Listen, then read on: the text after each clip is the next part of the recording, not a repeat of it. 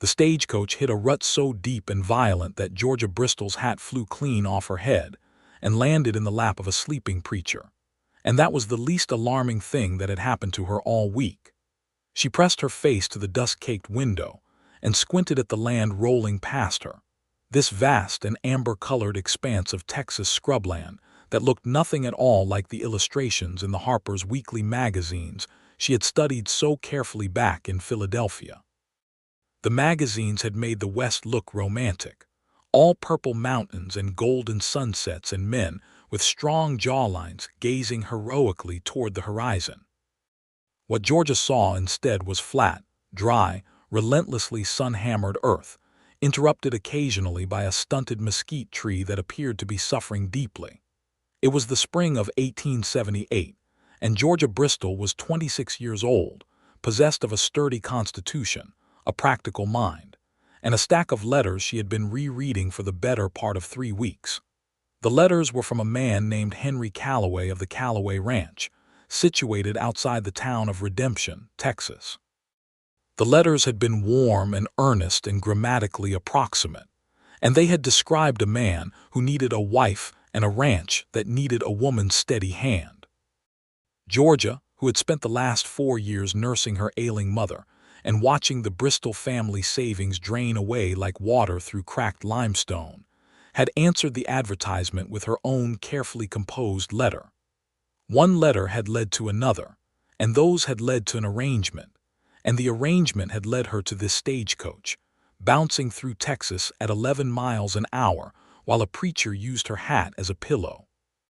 She had sold what little remained of her mother's household, packed 2 good dresses and 3 practical ones, her mother's silver hairbrush, her own well-thumbed copy of Jane Eyre, and her skill with a needle and thread, and she had come west. She was not the sort of woman who did things impulsively, but she was the sort of woman who, once she had made up her mind, did not look backward. The stagecoach driver hollered something that sounded like a name, and the coach lurched to a halt in front of a building that called itself the Redemption Stage Depot, which was generous, since it was mostly a wooden bench, a hitching post, and a man with a broom who did not appear to be using it.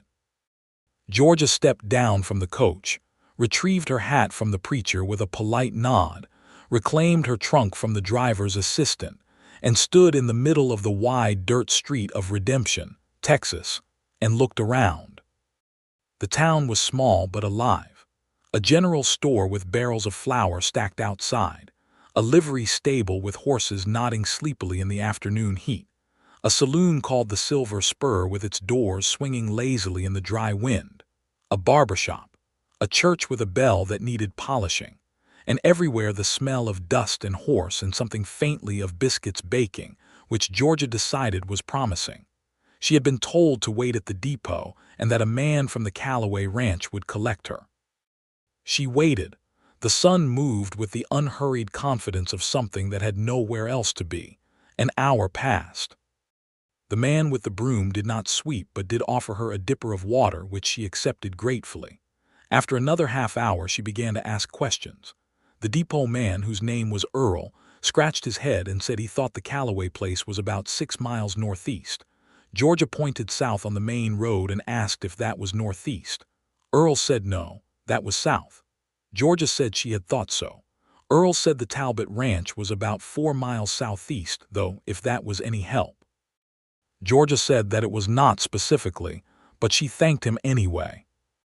She hired a wagon from the livery for 2 bits and a promise she would return it by nightfall, and she set out northeast toward the Calloway Ranch with her trunk wedged behind her, and a map that Earl had drawn on the back of a piece of brown paper sack that turned out to be extremely optimistic about the reliability of landmarks. The road, such as it was, forked 3 times in ways Earl had not anticipated.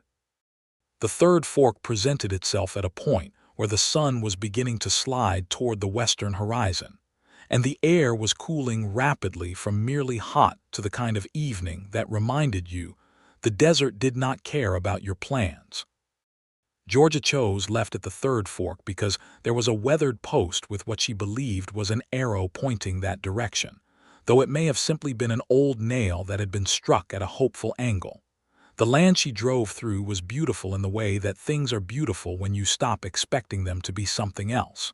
The grass here was taller, fed by some underground current she could not see. The mesquite gave way to cedar and live oak. She spotted a jackrabbit watching her with enormous ears and an expression of supreme philosophical indifference. A pair of red-tailed hawks circled something distant. The sky, in its dying light, had gone every shade of orange and rose, and a deep, impossible blue at the crown that she had never seen in any painting in any gallery in Philadelphia. She crested a low hill and saw a ranch below her. It was a good-looking spread. The house was solidly built, 2 stories of whitewashed limestone with a broad porch running the full width of the front, dark green shutters on the windows, and a brass lantern beside the door that someone had recently polished. The barn was large and red and in good repair. Several fence lines ran clean and straight to the horizon. A windmill spun slowly in the evening breeze. Smoke came from the chimney of the house in a thin, domestic thread. Georgia felt her shoulders unknot for the first time in 3 weeks. She drove the wagon down the hill and through the gate, and a dog of indeterminate parentage but cheerful disposition came galloping from behind the barn to escort her in, barking with great enthusiasm. She pulled the wagon up in front of the house and climbed down, and she was just straightening her dress and reminding herself to smile pleasantly and not appear too tired when the front door opened and a man stepped out onto the porch. He was not what she had expected. She had formed a picture in her mind from Henry Calloway's letters. Stocky, perhaps. Sandy-haired, friendly, open face. 35, she'd thought, or thereabouts. The man on the porch was tall, with broad shoulders and the sort of lean, worked-down build that comes from years of physical labor that is never quite finished. His hair was dark, almost black, and he needed a cut. He had a jaw that was square and currently carrying several days of dark stubble, and his eyes, even at this distance in the fading light, were a striking pale gray, the color of the sky just before a storm decides it's serious. He was maybe 30, or just past it. He wore a plain dark shirt with the sleeves rolled to the elbows, canvas trousers, and boots that had been good ones once. He held a coffee mug in one hand and looked at her with an expression she could not immediately categorize, which was somewhere between surprise and a controlled, careful stillness. He said, "Can I help you, ma'am?" His voice was low and even and carried a slight roughness, like a road that is smooth enough to travel but reminds you it was made by hand. Georgia squared her shoulders and said, "I am Georgia Bristol, arrived from Philadelphia by train and stage. I am here to meet Mr. Henry Calloway." The man on the porch did not move for a moment. Then he set his coffee mug on the porch railing with the particular deliberateness of a person who needs a moment to think. He said, "Ma'am, this is the Talbot Ranch. My name is Amos Talbot. The Calloway place is about 3 miles north of here." Georgia Bristol stared at him. He stared back, not unkindly, but with the clear-eyed patience of a man accustomed to waiting on other people's situations to sort themselves out. She looked back at the road she had come down. She looked at the fence. She looked at the clean white house with its green shutters and its polished lantern. She said very quietly, "Oh." Amos Talbot looked at the sky, which was now moving quickly toward full dark, and said, "You won't make it to Calloway's tonight in the dark. The road's rough and there's a creek crossing that floods come evening when the sun melts off the hills. You could lose that wagon." Georgia looked at him. She was aware of how she must appear. Dusty, slightly sunburned across the bridge of her nose, hat slightly crooked, arrived at entirely the wrong place with her trunk and her 2 good dresses and her particular brand of dignified determination. She said, "I would not wish to impose." Amos Talbot said, "You're not imposing. I've got a spare room and my cook me makes enough supper to feed a cavalry troop." He paused. "Me is 71 and will box my ears if I send a woman off into the dark alone, so you'd actually be doing me a favor." Georgia recognized the graceful way he had offered her the help, the way he had made it about me rather than making it about her vulnerability or his charity, and she found she respected it. She said, "Thank you, Mr. Talbot. I accept." The dog had already adopted her and was sitting on her boot. The inside of the Talbot house was better than Georgia had allowed herself to hope. The main room had a stone fireplace with a good fire laid in it, a table of solid oak that could seat 8, a settee with a wool blanket folded over the arm, and bookshelves built into the wall beside the chimney that held more volumes than she would have expected. She noted titles: Dickens, A History of the Roman Republic, several almanacs, a Bible with a cracked spine that had clearly been read many times, a volume on cattle breeds that she imagined was the most practically consulted of the lot. Me was a compact, serious-faced Mexican woman with white hair and hands that moved with the brisk authority of someone who had been running kitchens for half a century and did not intend to slow down. She looked Georgia over with dark, sharp eyes and seemed to reach some rapid internal conclusion, because she promptly put a plate of food in front of her without asking what she wanted and said, in accented English, that Georgia looked like she had been eating stage station biscuits for 3 days, and that was no kind of food for a person. She was right. Georgia ate everything on the plate and was grateful. Amos Talbot sat across from her at the big oak table and ate his own supper with the contained economy of a man who is used to eating alone and has made a certain peace with it. He did not pepper her with questions. He asked one, which was whether she had family who knew she had arrived safely. Georgia said she had a letter to send to her friend Clara in Philadelphia, but that there was no family to worry. Her mother had passed in December and she was the only child. He nodded once and said, "I'm sorry about your mother," she said. "Thank you." And then, because she found she wanted to say it to someone who would receive it without fuss, she was a good woman. She would have found this entire adventure ridiculous and thrilling in equal measure. Something moved at the corner of Amos Talbot's mouth, not quite a smile, but the skeleton of one. He said, "How long were you writing to Henry Calloway?" Georgia said 3 months. His letters were very decent. Amos said, "Henry Calloway is a decent man. He's got a good ranch and he works hard." He paused in the way of a person choosing words with some care. "He's also 53 years old and has the temperament of a man who set his ways in concrete about 20 years ago." Georgia looked up from her plate. Amos said, "I'm not telling you not to go. It's not my business. I'm just saying that letters are a particular version of a person, and a person in their own house is a different thing altogether." Georgia was quiet for a moment. Then she said, "And what version are you presenting to me right now, Mr. Talbot?"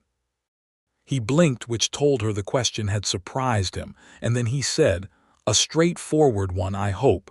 I don't have much patience for the other kind." She believed him.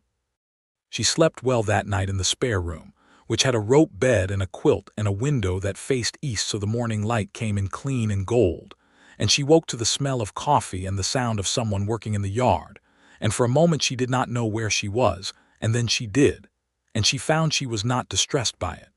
She went to the window and looked out. Amos Talbot was in the yard below, working with one of his horses, a handsome bay that was giving him some trouble about something. He spoke quietly to the animal, moving with it, not fighting it, and after a few minutes the horse settled, and Amos ran a hand along its neck with a patience that was clearly something he had trained himself into, or perhaps been born with, and Georgia watched longer than she strictly needed to before going to dress.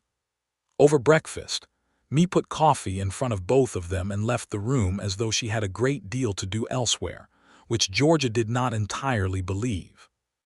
Amos said he would ride over to Calloway's in the morning to send word she had arrived safely and would come tomorrow, if Georgia was agreeable. He said he thought she should rest a day and eat some proper food and let me feed her up before she went anywhere.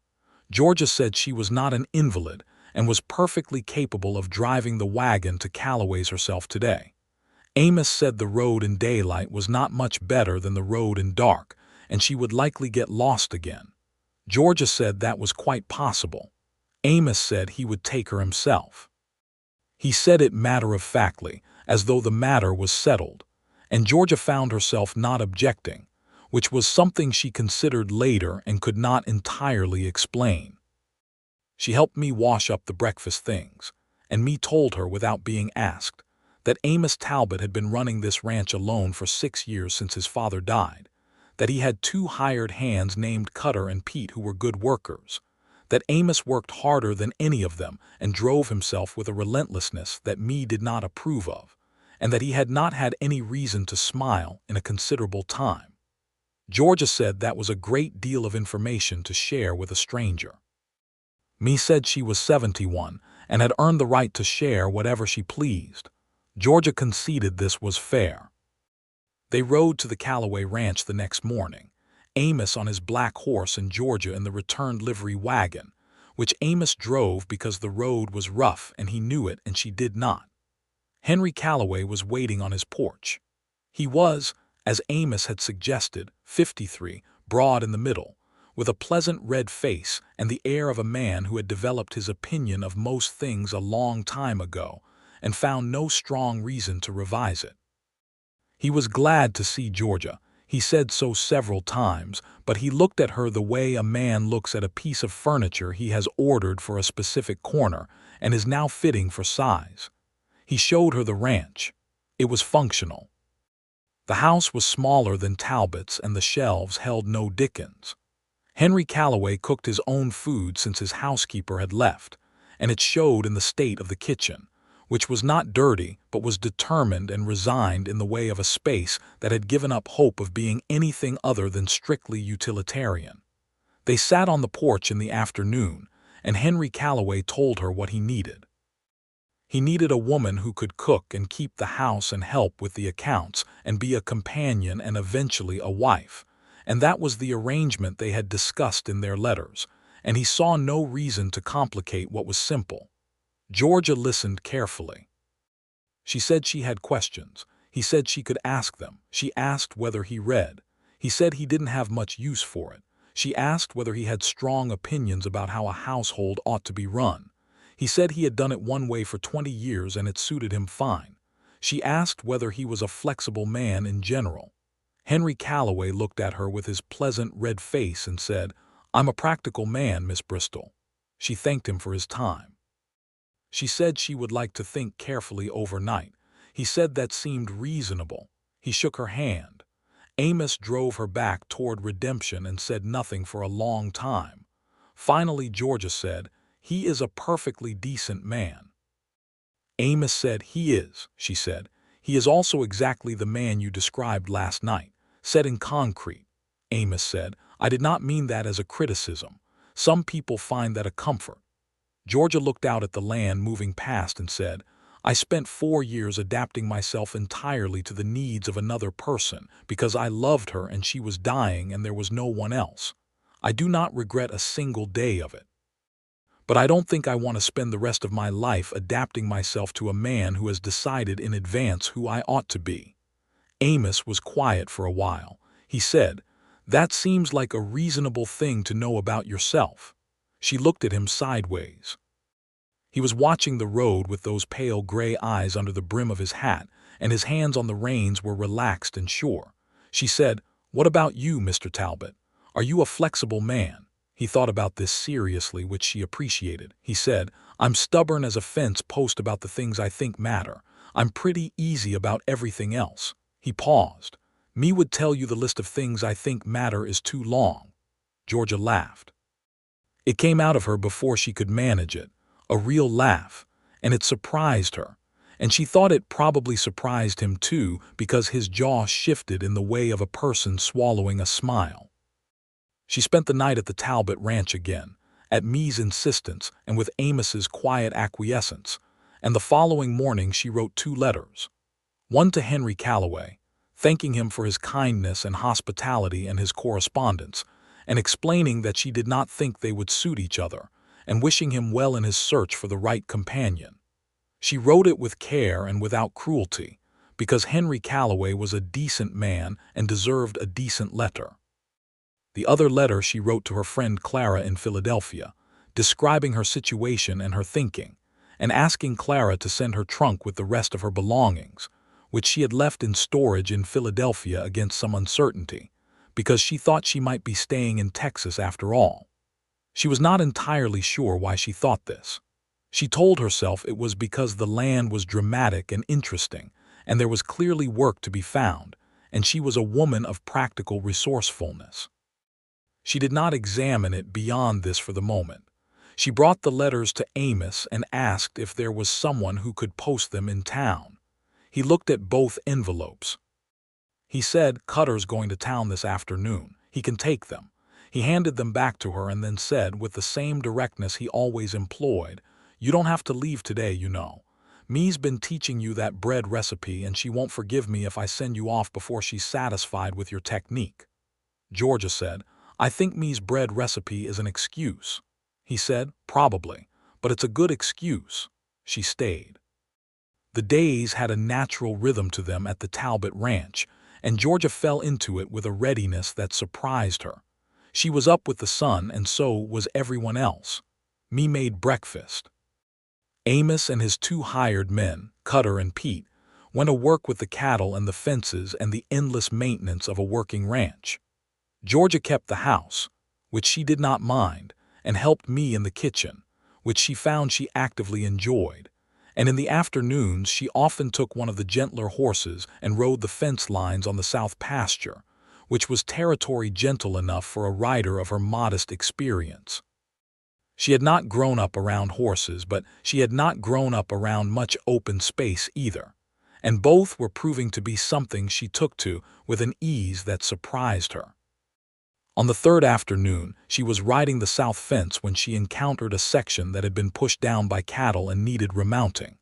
She had watched Cutter do exactly this work 2 days ago, and she had the tools in the saddle bag because she had started carrying them out of a general practicality. She dismounted and went to work. She was sweating through her plain dress and had the post 3/4 reset when she heard a horse coming up behind her. She did not turn around because she was busy. Amos Talbot said, "You don't have to do that." She said, "I know. Do you want to hand me that top wire?" Got down from his horse without further argument and handed her the wire and held the post steady while she worked it. When it was done, he looked at the repair with a professional eye and said, "That'll hold." She wiped her hands on her skirt and said, "I know." He looked at her for a moment with those gray eyes that she was learning to read, because they were not as blank as they first appeared. There was something moving behind them that she was beginning to recognize. He said, "Where did you learn to set fence?" She said, "I watched Cutter Monday." He said, "You watched Cutter once and learned to do it." She said, "I'm a quick study." He said, "I can see that." And then he said, "Georgia." It was the first time he had used her given name, and they both noticed it, and neither of them addressed it directly, which was a thing that happened between two people who are paying close attention to each other without having agreed to do so. He rode back with her, and they talked, which they had been doing more and more. She found that he was a man with opinions but not one who needed you to share them, which was a pleasant quality.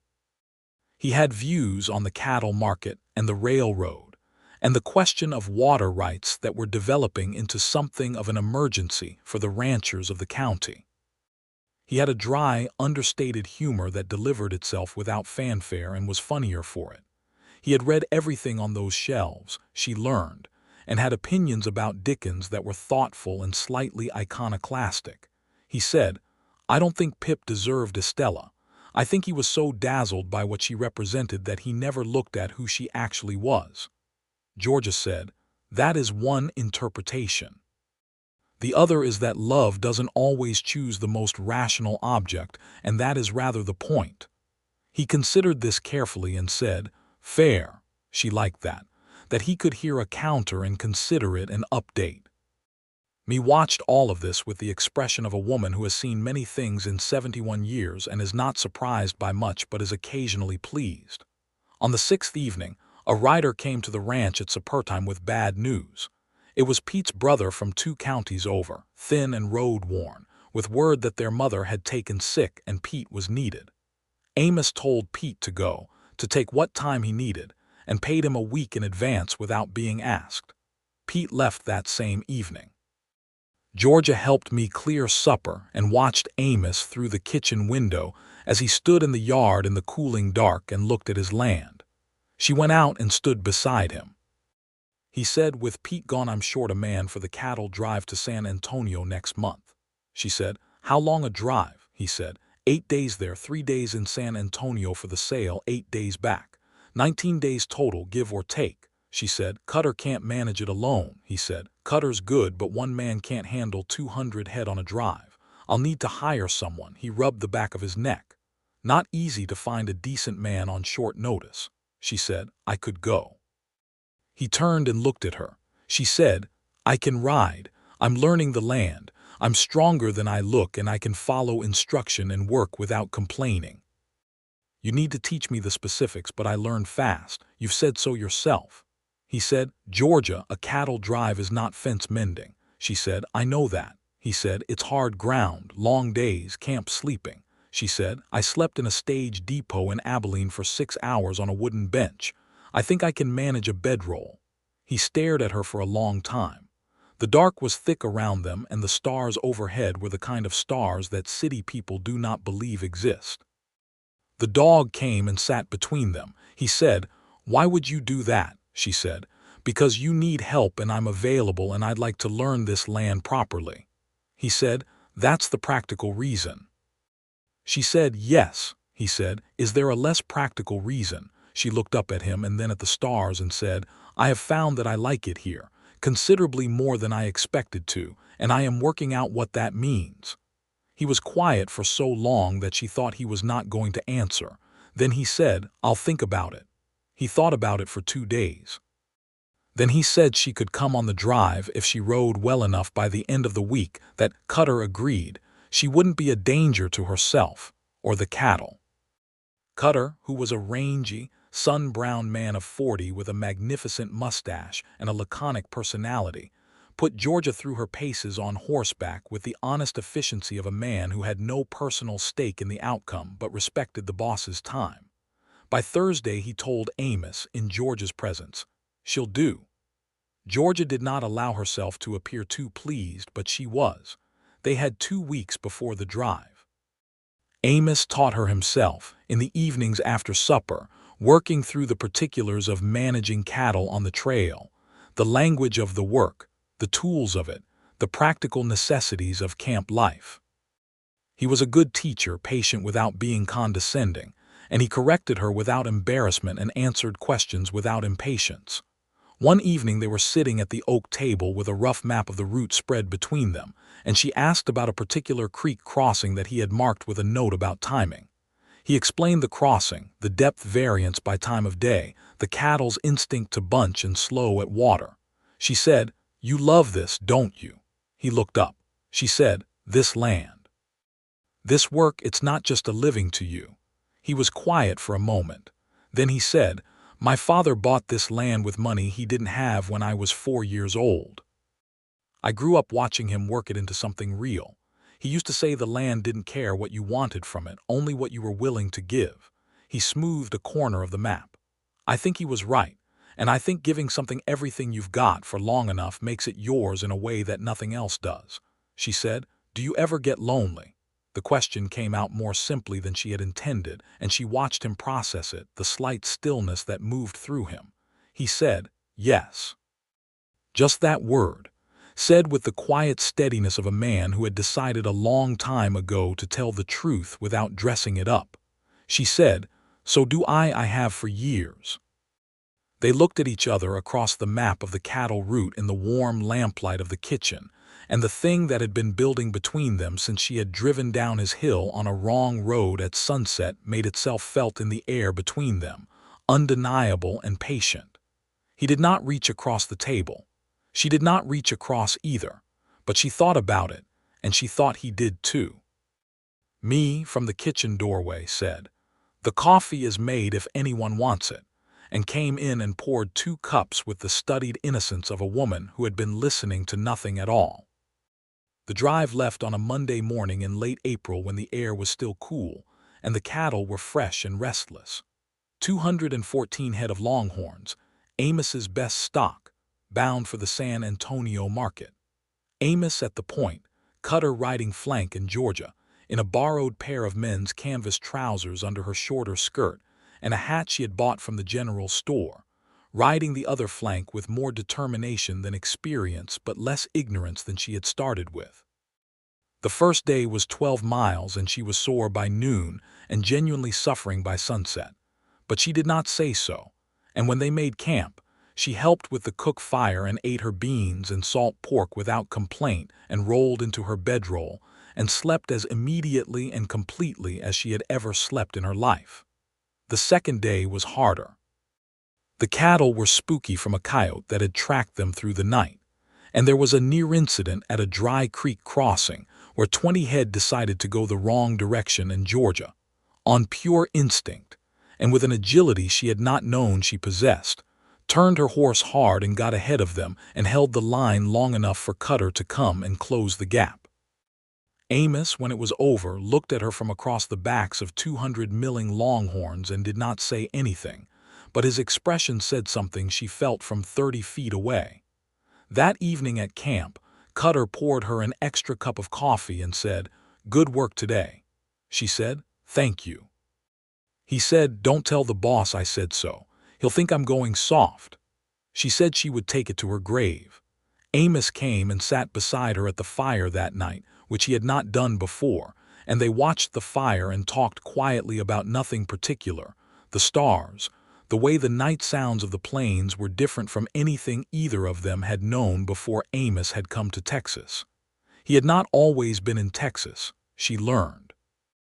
He had been born in Virginia, had come west as a boy with his father after the war had remade the world in ways that made the old world unlivable. He said it without bitterness, just as fact, but she heard everything underneath it, the loss and the displacement and the work of building something new from the ground up, which she understood in her own way from her own losses. She told him about Philadelphia, about her mother, who had been a schoolteacher with hands that smelled of chalk and a voice made for reading aloud, about the way their house had grown smaller as everything was sold to pay the doctors, until it was just the two of them in 2 rooms with too many books and too many memories, and not enough money. She told him that she had not regretted any of it, which was true, but that she had been very tired by the end of it and very alone, and that coming west had been the first decision she had made entirely for herself in 4 years. He said, "And how's it going so far?" She said, "I arrived at the wrong ranch." He said, She said, "Things have improved considerably from there." He looked at her across the fire, and the thing in his eyes was warm and certain, and it made her heart do something physical and specific that she decided not to analyze until she was in a more appropriate setting.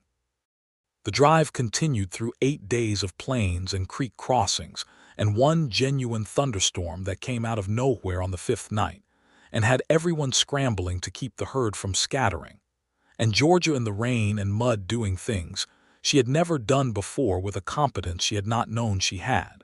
And when it was over, Amos had looked at her in the early gray light of after storm and said, simply, "I am very glad you came."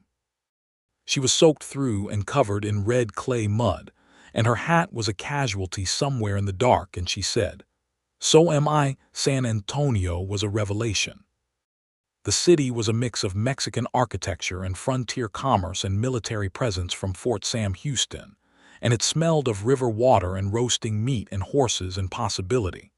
Georgia had not been in a city of this scale since Philadelphia, and she felt the old electricity of it, the density of human life. But she felt it differently now, from the outside, as someone who had been living in wide open space and was visiting rather than residing. The cattle sale went well. Amos negotiated with the buyer with the same quiet directness he applied to everything, and he got a price that satisfied him, which she could tell by the slight release of tension across his shoulders when the papers were signed. He gave her the 3 days in San Antonio as a gift, in a manner of speaking, because he and Cutter attended to the business of the sale while Georgia explored the city. She walked along the San Antonio River, ate tamales from a woman selling them from a basket, bought a new hat from a milliner's shop, visited the old mission San Juan Capistrano with its stone walls and its layered history, and wrote a long letter to Clara sitting at a table outside a cantina in the late afternoon, with the sound of Spanish and English and the clink of glassware around her. On the second evening in San Antonio, Amos found her reading on the small balcony of the hotel and said he thought she ought to see the plaza at night if she was willing, and she said she was. They walked together through the lit streets of San Antonio in the warm evening, and at some point along the river walk his hand found hers, not dramatically, not with announcement, simply as a thing that happened when two people are walking close enough together in the dark and have been thinking about it long enough, and she closed her fingers around his and neither of them spoke about it, but they did not let go. They walked for a long time along the river. They sat on a bench near a fountain and listened to someone playing guitar somewhere nearby and the water moving past them, and she put her head against his shoulder and felt his breath change, felt the carefully maintained composure of Amos Talbot shift into something more open. He said very quietly, "Georgia." She said, "Yes." He said, "I need to say something, and I want to say it plainly because I don't have a talent for the other way." She said, "Say it." He said, "I have not looked at anything the way I've been looking at you since before my father died. I don't think I knew I was waiting for something until you drove down that hill on the wrong road, and I was suddenly very grateful you took the wrong turn." She lifted her head from his shoulder and looked at him in the lamplight and saw that he meant every word of it. She said, "You are the last thing I expected to find in Texas, Amos Talbot." He said, "What did you expect to find?" She said, "A practical arrangement and a decent life." He said, "And now?" She said, "Something considerably less practical and significantly more wonderful." He reached up and tucked a strand of her hair back from her face with the careful reverence of a man who is touching something he has wanted to touch for some time and is aware of the weight of it. And he said, "I think God has better aim than you did." She said, "What?" He said, "You were trying to get to Callaway's. You ended up exactly where you were supposed to be." He said it without sentimentality but with the deep conviction of a man who believed in a world with some order in it. "You may have missed your mark. I think Providence did not." She stared at him for a long moment, feeling something open in her chest that she did not have an immediate word for but recognized as the particular sensation of being exactly where you belong. She said, "That is a remarkable thing to say." He said, "I'm a straightforward man." She laughed, and then he kissed her, which he did the way he did everything else, with directness and thoroughness and a warmth underneath the steadiness that she had suspected was there and was very glad to confirm. They rode home from San Antonio in the warm late April air, 8 days back across the plains, and Georgia thought she could have ridden for 40 days and not minded it. The homecoming to the Talbot Ranch was quiet. Mee took one look at them riding through the gate side by side and said nothing, but she made a cake, which she presented at supper with the air of a woman who has known something for a long time and is pleased to see the rest of the world catching up. The weeks that followed were the happiest Georgia could remember.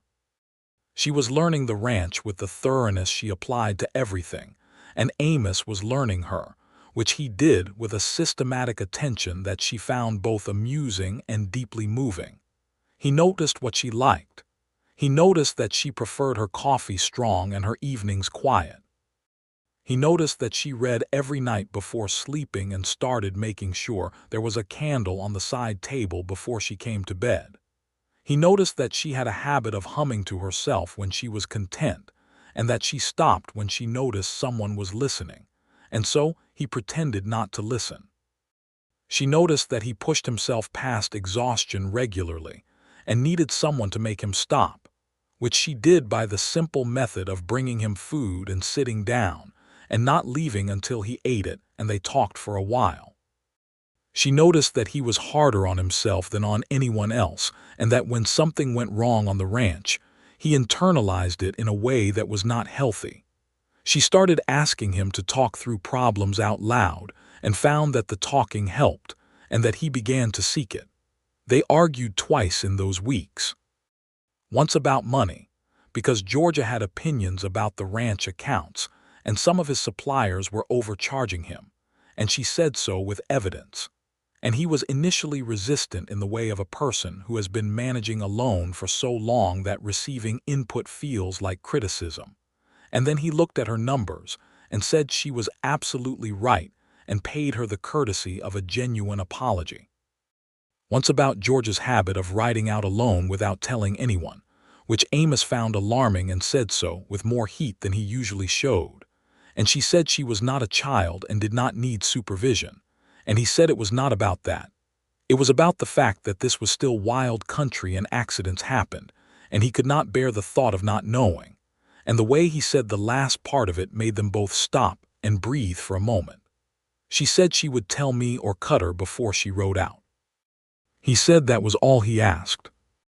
On a June evening when the fireflies were out over the south pasture, and the sky was deep blue going to black, Amos asked Georgia to sit with him on the porch after supper. She sat, and he did not sit next to her but crouched in front of her, which was so completely unlike his usual economy of movement that she understood immediately what was happening and felt her whole body go quiet with attention. He said, "I have been trying to think of the right way to do this.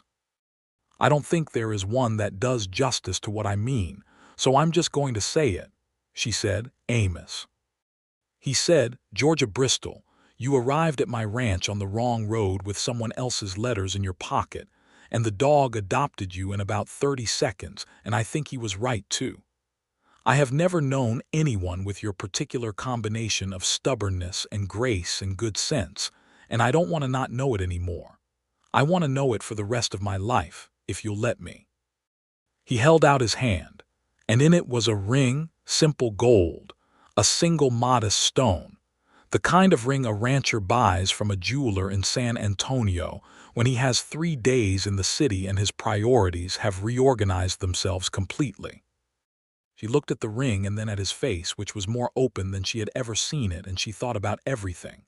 The stagecoach hitting the rut, the wrong fork in the road, the weathered post with the nail that had pointed her southeast instead of northeast, the dog who had come galloping with such democratic joy, the books on the shelves, the pale gray eyes in the fading light, the hand finding hers by the river, the kiss, the 8 days of open country between San Antonio and home. She said, "Yes, of course, yes." Yes.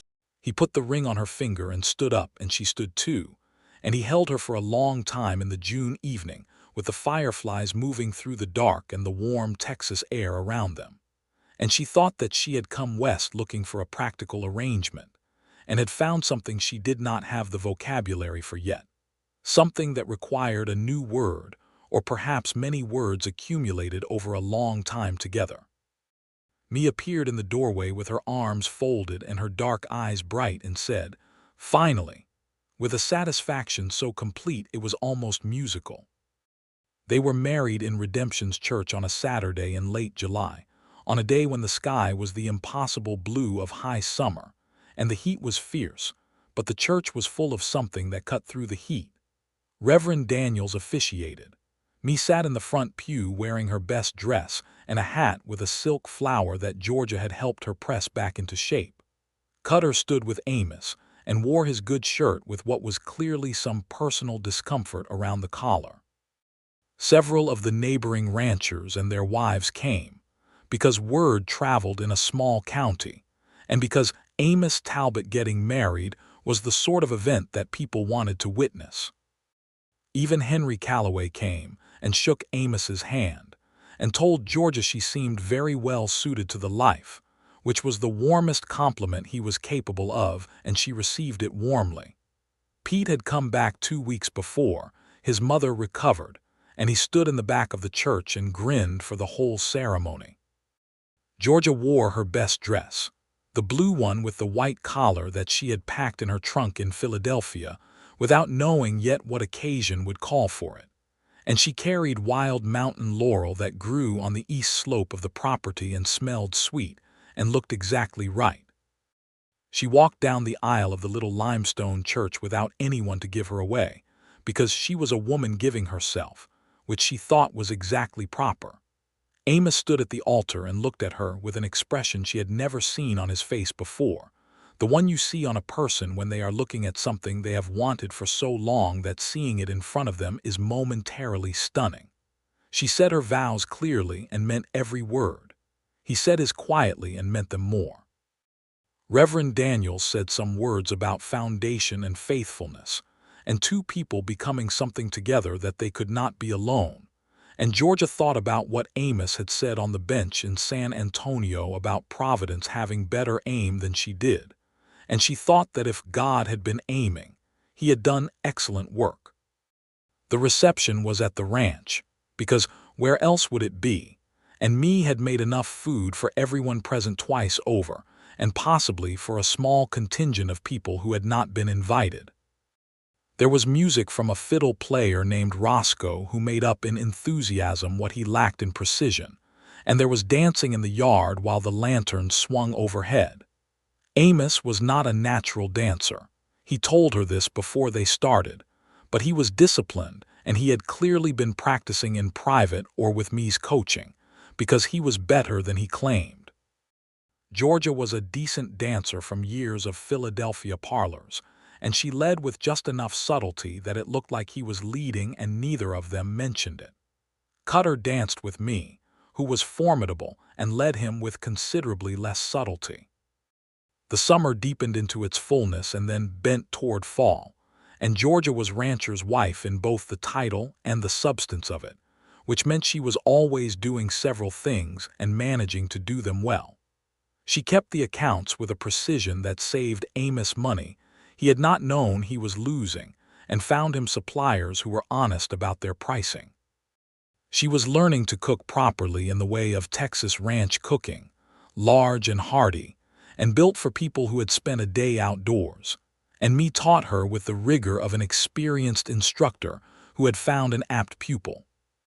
She rode out with Amos in the evenings when the day's work was winding down, and they talked about the ranch, about books they were reading, about the future, which was now a thing they were building together.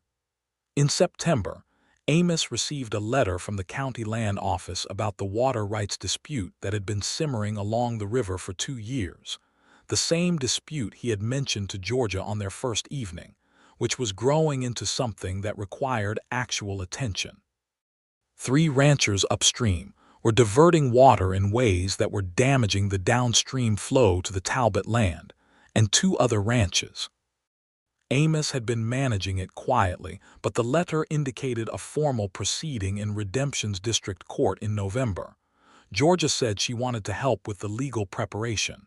Amos said it was going to be a considerable amount of documentation and letter writing. Georgia looked at him. He said, "Yes, please," which was the right answer. She spent the next 6 weeks creating the most thorough documentation of the water flow, the diversion history, the land surveys, and the relevant Texas water law that Redemption's county clerk had probably ever encountered. She was meticulous and organized, and she found the county clerk himself, a Mr. Abernathy, to be an ally once he understood the depth of the case she was building. She also spoke to the neighboring ranchers whose land was also affected, a couple named Henderson and a widower named Reese, and organized their documentation alongside the Talbot case. Amos went to court in November and came home having won, substantially, which resulted in Cutter getting the night off and me making the best roast Georgia had ever tasted. Amos said the judge had told him his documentation was the clearest he had ever received from a private landowner, and Amos had told him that was thanks to his wife, and the judge had said Amos was a lucky man, and Amos had said he was aware. The Hendersons and Reese came to dinner at the ranch, and the 6 of them sat around the big oak table and ate and talked, and Georgia thought about how a place becomes real through the accumulation of people and meals and disputes settled, and problems worked through together, and how she was becoming part of this place's fabric in a way she had not anticipated and could not imagine undoing. By December, Georgia knew she was expecting a baby. She told Amos on an evening when the first cold of winter had come in earnest, and they were sitting by the fire after supper, me having gone to bed. She said it without preamble in his preferred style because she had learned him well enough to know that the things he cared most about, he needed to hear plainly so he could feel them fully. She said, "I am expecting a child. In the summer, I think." He was very still for a moment. Then he set down the almanac he had been reading and looked at her with an expression that she had not seen before, that was different from love and different from joy, and was some amalgam of both with a reverence underneath it that came from the part of Amos Talbot that knew that some things in life were fragile and sacred and required a kind of careful handling. He said, "Georgia." She said, "Yes." He said, "Are you well? Are you feeling well?" She said, "I am very well, a little queasy in the mornings, but otherwise very well." He crossed the room and sat beside her and took her hands and said, "Is there anything I should be doing differently? What do you need?" She said, "I need you to not treat me like I am made of china. I'll tell you if something changes." He said, "I'll try." She said, "You'll manage it. You manage most things." He said, "Not all things." She said, "What don't you manage?" He said, "You quite often." She said, "No one asked you to manage me." He said, "I know, that's the challenge." But he was smiling when he said it, which was a thing that happened more now than it used to. He told me the next morning and me cried, which Georgia had not expected, because me was not a woman who revealed herself easily, and she understood that this was something me had hoped for, and perhaps not allowed herself to expect. Georgia hugged her and me said something in Spanish that Georgia did not fully understand but took the meaning of as it was intended. The winter was not harsh that year. The cattle kept well, the range stayed passable, and the ranch came through February without the losses Amos had been concerned about. He hired a second full-time hand in March, a young Mexican man named Rafael who turned out to be one of the best cowboys Georgia had ever watched work a horse, which by this point she had a genuine frame of reference for. With Rafael added to the operation, the spring work went smoothly. The calves came in well. Amos negotiated a better price on feed, and Georgia found an Eastern buyer for some of his stock who would pay better than the San Antonio market on the volume he was running. In the evenings, Amos was reading about childbirth and infant care with the same systematic rigor he applied to cattle management and water rights, which Georgia found both deeply endearing and mildly hilarious, and she said so. He said that if he was going to do something, he intended to do it properly. She said this was very much on brand for him. They converted the small upstairs room, the one beside their own, into a nursery. Georgia sewed curtains from a yellow cot she had found in Redemption's general store. Amos built a cradle from cedar wood that he worked on in the evenings by lamplight, sanding it with a care that was visible and particular. And when he showed her the finished piece, she understood that it was made from the same place in him that had built the fence lines clean, and cared for the horses quietly, and kept the porch lantern polished. The part of him that believed things ought to be made well, and kept well, and given to with the whole of yourself. She ran her hand along the smooth cedar rail and said, "Amos, this is beautiful." He said, "It'll do." She said, "It is beautiful." He looked at it and said, "I wanted it right." She said, "It is right." He looked at her instead of the cradle then and said, "So are you." She kissed him, and he held her carefully because she was at this point very obviously expecting, and he was always careful, not in a way that made her feel fragile but in a way that told her precisely how much she was valued. And she thought again about everything that had brought her here, the rut in the road, the wrong fork, the nail on the post, the hill in the sunset, the dog. The baby came on a July morning that was indecently hot, which felt appropriate for Texas. It was a boy, which surprised Georgia slightly because she had somewhere formed the idea it would be a girl, and he was healthy and loud, and had a great deal of dark hair and Amos's pale gray eyes from the first moment, which me said meant he would grow up seeing the world clearly, and Georgia said she hoped so. They named him William, after Georgia's grandfather on her mother's side, with James as a middle name after Amos's father.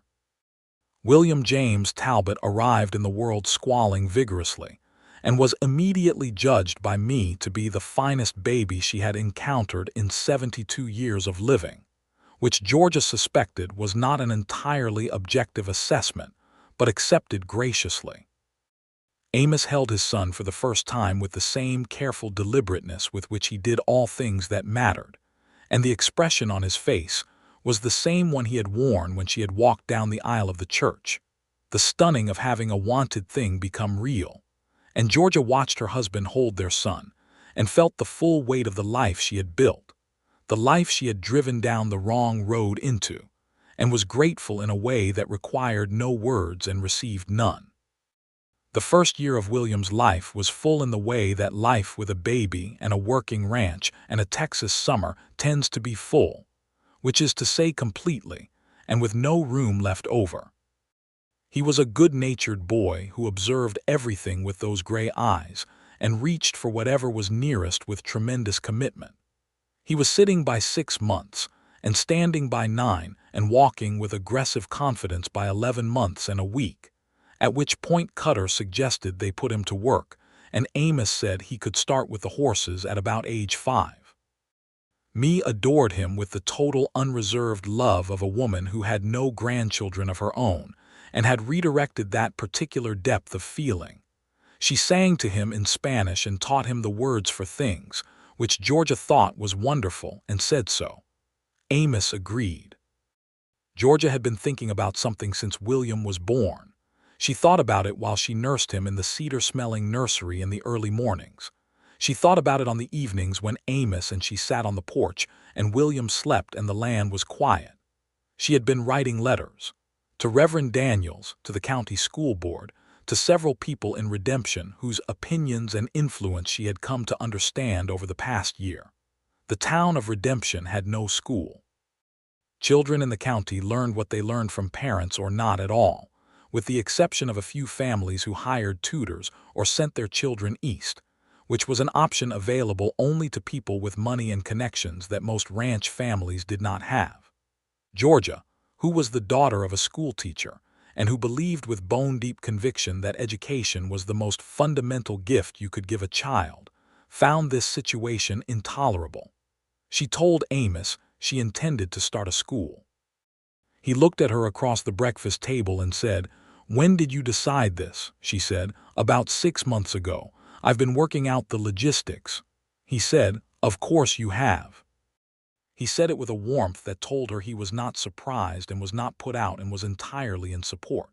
She said, "I'll need a building." He said, "The bunkhouse near the north pasture isn't being used since we built the new one. I could have it converted." She looked at him. He said, "Don't look at me like that. I've been waiting for you to ask for 6 months." She said, "You knew." He said, "You get a particular look when you're building towards something. Very focused, very quiet."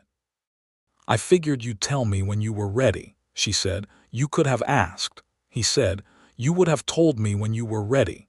She laughed and said, "Have I told you that I love you very much?" He said, "Not in the last 24 hours. She said, "I love you very much." He said, "That is good. I love you very much also." He said it with the simplicity and conviction that he brought to all true things. The school came together over the spring of 1880. The bunkhouse was cleaned and fitted with a proper floor, good windows for light, and 12 desks that Amos and Raphael built in the barn over several weekends. Georgia wrote the curriculum herself, and ordered what books she could afford and obtained donations of others from several quarters including, improbably, Mr. Abernathy at the county clerk's office, who turned out to have a box of donated books that had been sitting unclaimed for 2 years. She opened the school in September of 1880 with 14 students ranging from 6 years old to 13, children of ranch workers and townspeople, and one farming family from 5 miles out who brought their 3 children by wagon every morning. She taught them reading and arithmetic and the history of the Republic, and how to compose a letter that said what they meant, and she taught the older children the basics of accounting and land measurement, because those were practical and important. She taught some of them in Spanish as well as English, because several of Raphael's cousin's children attended, and she was damned if she was going to teach in a language that excluded any child in her classroom. Word got around, as word does. By the following spring she had 22 students and a waiting list. Reverend Daniels said the school was a blessing to the county. Georgia said she thought it was an obvious necessity that should have existed 10 years ago, and he agreed. Amos came by the school one afternoon when class was in session and stood in the doorway and watched. Georgia was at the front of the room, demonstrating a long division problem, and she was speaking in the unhurried, animated way she had when she was engaged with something she loved, and the children were paying attention with the particular quality of attention that a good teacher generates, which is not compelled but interested. He watched for a while and then walked back home across the pasture, and that evening he told her she was remarkable. She said, "I'm doing what my mother would have done." He said, "Your mother would be proud." She said, "I think so," and then quietly, "I hope so." He said, "I'm certain." William was 2.5 now and followed Amos everywhere that Amos would allow, which was a significant portion of the ranch. He had developed strong opinions about horses and was not afraid of them, which Cutter said with obvious approval meant he had promise. He also had strong opinions about me's cooking and about his own bedtime, which were less popular opinions, but he held them with the conviction of a person who comes from stubborn stock on both sides. Georgia discovered she was expecting again in the winter of 1881, this time with somewhat more equanimity than the first, though not less joy. Me said she had suspected since October. Georgia said me had better aim than anyone she had ever known when it came to anticipating things. Me said that was because she paid attention, and if other people paid attention, they would see what she saw. This child came in the summer of 1882, a girl, with Georgia's dark hair and Georgia's way of observing the world that felt like she was taking notes. They named her Frances, after Amos's mother, and she was from the very first weeks a different temperament than William, quieter and more watchful and entirely certain of her own opinions when they emerged. The ranch had grown. Amos had purchased the adjacent parcel to the east in 1881, adding 200 acres of good grazing land and a creek access that significantly improved the water situation. Georgia had negotiated the land purchase and the price, which she had done by being the sort of person who does thorough research and presents clear logic. And by this point, Amos simply handed her things with the confident trust of a man who has learned that his wife is very good at what she does. In the fall of 1882, with Frances 3 months old and William 4 years old, and going through a phase of asking why about approximately everything he encountered, Georgia received a letter from Clara in Philadelphia. Clara wrote that she was considering coming west herself, that she was 30 now and tired of Philadelphia, and the particular narrow life it seemed to want to offer a woman of modest means, and that Georgia's letters made Texas sound like the most alive place in the world. She asked whether it was true. Georgia wrote back that it was true, that it was also brutal and beautiful and demanding, and that the sky was bigger than anything Clara had ever seen, and that if she wanted to come, she was very welcome. Clara arrived in the spring of 1883, much as Georgia had by train and stage, except that Clara arrived in Redemption and asked directly for Georgia Bristol, which showed that Clara had better navigational instincts than Georgia had started with. Georgia met her at the stage depot, which struck her as cosmically right. Clara was tall and fair, and had a laugh like a thrown stone hitting water, loud and rippling outward, and she fitted herself into the Talbot ranch's life with the ease of a woman who was accustomed to making do, and happened to find herself in a situation where she did not have to. She was staying as a guest initially, helping Georgia with the school and with Frances, who was a cheerful and vigorous baby, and she started teaching some of the older school students 3 days a week because she had, it emerged, a mathematical mind that complemented Georgia's language-oriented one, and together they covered more ground with the students than Georgia could alone. It was at the school one morning that Clara met Raphael, who had come by to deliver a message to Amos, and encountered Clara attempting to explain long division to a 12-year-old who was resistant. And Raphael had said, in the easy, direct way he had, that if the boy thought of division as splitting a herd of cattle into equal groups, it might make more sense, and the 12-year-old had understood it immediately. And Clara had looked at Raphael with the expression of a woman who has encountered something unexpected and is reassessing her situation. Georgia noticed this and said nothing and waited. By summer, it was clear that Clara and Raphael had found each other, which Georgia thought was wonderful and confirmed her developing theory about Texas and its particular talent for bringing people together in ways they had not planned. Amos said dryly that the ranch was becoming something of a romantic institution. Georgia said it had nothing to do with the ranch. He said, "What does it have to do with?" She said, "Wrong roads and right hearts, probably." He looked at her, and she could see him registering this, connecting it back to what he had said in San Antonio about Providence having better aim than she did, and something settled in his face that was contentment, the real kind, not the absence of trouble but the presence of something worth keeping. William, who was 5 now and present for this exchange because he was present for most things, asked what a wrong road was. Amos picked him up and said, "The road that takes you where you were supposed to go even if it's not where you thought you were going."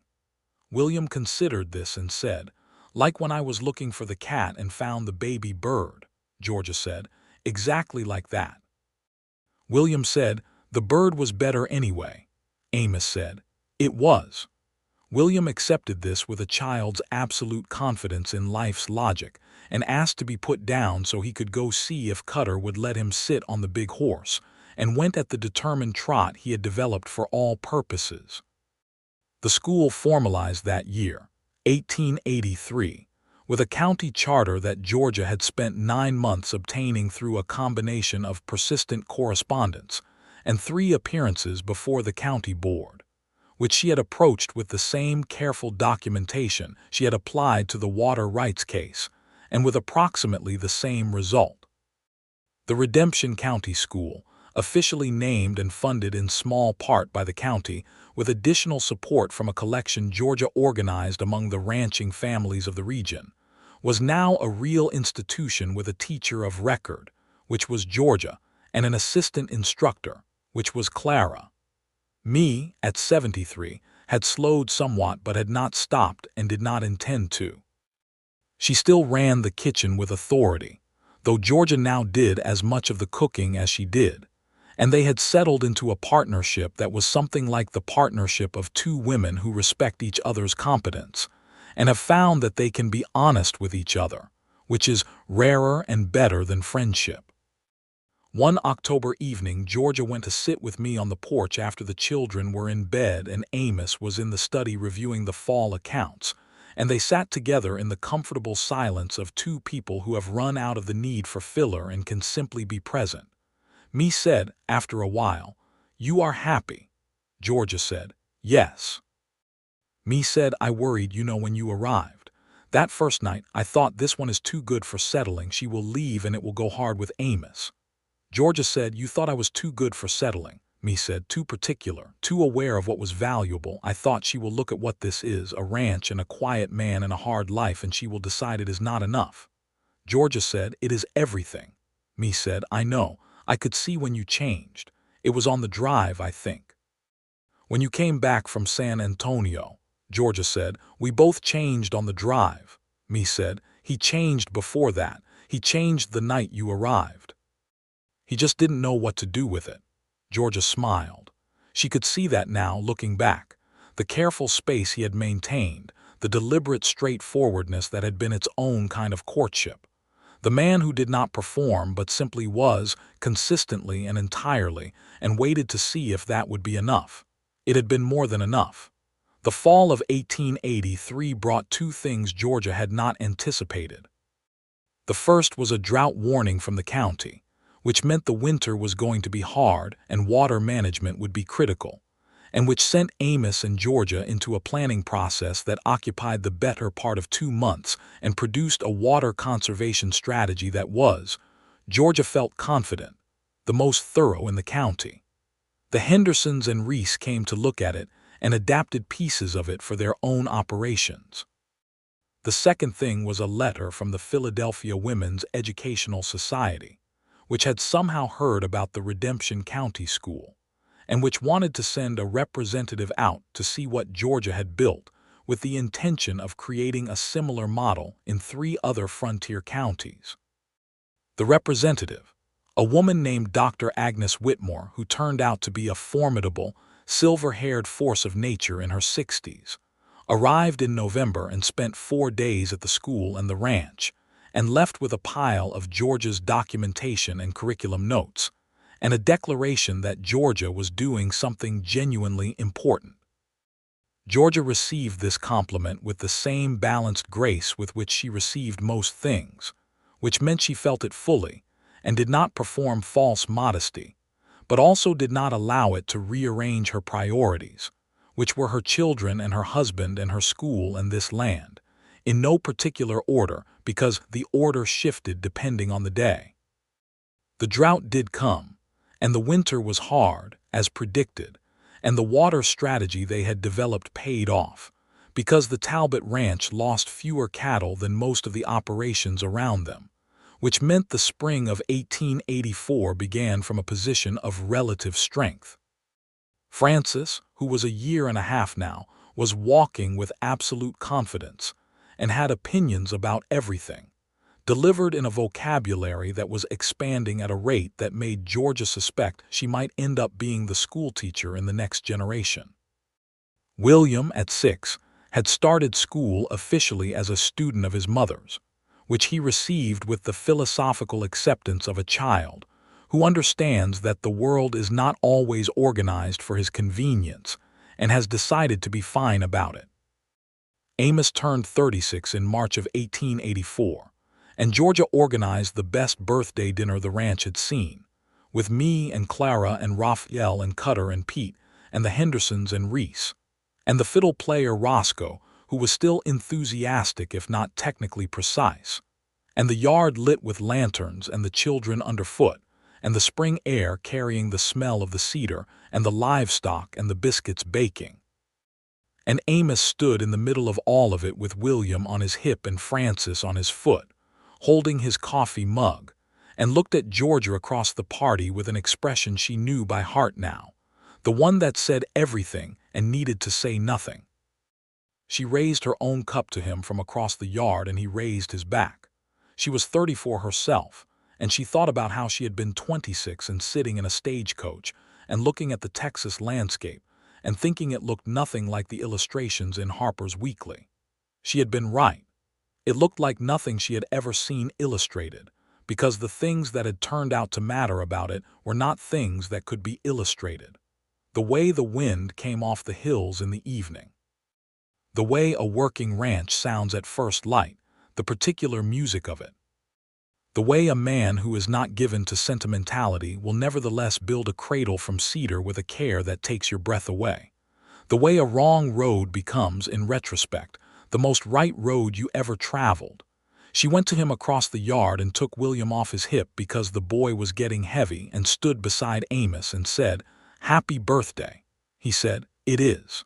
She said, "What's that look?" He said, "I'm just thinking that 5 years ago I was standing in this exact yard alone and the most company I had was the dog." She said, "The dog has excellent judgment." He said, "He adopted you in 30 seconds." She said, "I have always respected that dog." He said, "Georgia." She said, "What?" He said, "Thank you for taking the wrong road." She looked at him, this man she had married, this particular combination of stubbornness and steadiness and dry humor and deep, quiet love, and she thought about all of it, every mile of the wrong road and every moment of what it had led to, and she said, "God had better aim than I did." He put his arm around her shoulders, and she leaned into him, and William was asking about the horse again, and Francis had found the dog, and was sitting on him in the satisfied way that babies sit on dogs who have agreed to this treatment, and me was directing Cutter to bring another chair with the authority of a woman who runs things and knows it, and Clara was laughing at something Raphael had said, and Roscoe was tuning his fiddle with optimistic determination. And the lanterns swung in the evening air over the Talbot Ranch, which was alive and full and real in every direction. There would be more years, and they would not all be easy. The drought would come back. The market would be difficult some seasons and generous in others. There would be illness and hard winters and the ordinary griefs that come for everyone eventually. Me's health would soften in the years ahead, and they would care for her with the same thoroughness with which she had cared for all of them. And she would live to see both William and Francis start school and would call it enough and mean it. The school would grow until Georgia needed 2 additional teachers, both trained in Philadelphia and brought out by the educational society that Dr. Whitmore had mobilized. Raphael and Clara would marry in the spring and build a house half a mile up the road, and both would teach at the school and work the land. And the extended community of the Talbot Ranch would continue to grow as communities do when they are built on something real. Georgia would have one more child, a son they would name Thomas, who would arrive in 1886 and have George's eyes and Amos's jaw and both of their opinions simultaneously, which would make him either a lawyer or a problem, and possibly both. But that was all ahead. On the evening of Amos's 36th birthday, with the party in full swing around them and the Texas stars coming out overhead in their spectacular abundance, Georgia Bristol Talbot stood with her husband's arm around her on the land she had arrived at by mistake and stayed at by choice, and she felt the fullness of the life she had built so completely and from such unexpected ingredients, and she thought that her mother, who had read aloud to her every night of her childhood, and believed that the world was arranged with some intention toward the eventual flourishing of those who paid attention and were willing to travel uncertain roads, would have found this entire adventure exactly as ridiculous and exactly as thrilling as Georgia had always suspected she would, and she would have been right. The fiddle started up, imprecise and joyful, and the lanterns swung, and somebody called for dancing, and William slid off George's hip and ran toward the music with the headlong confidence of a boy who has never once doubted that whatever is ahead of him will be interesting. And Georgia Talbot laughed and went to dance with her husband on the land that had claimed her before she had known she was being claimed, under the enormous and indifferent and magnificent Texas sky, which did not care what anyone wanted from it, only what they were willing to give. She gave it everything. It gave her back more than she had known to ask for. And that, she thought, pulling Amos toward the makeshift dance floor as Roscoe found a tune he could hold for more than 4 bars, was the whole long story of the wrong road and the right heart, and every mile of it had been worth the traveling.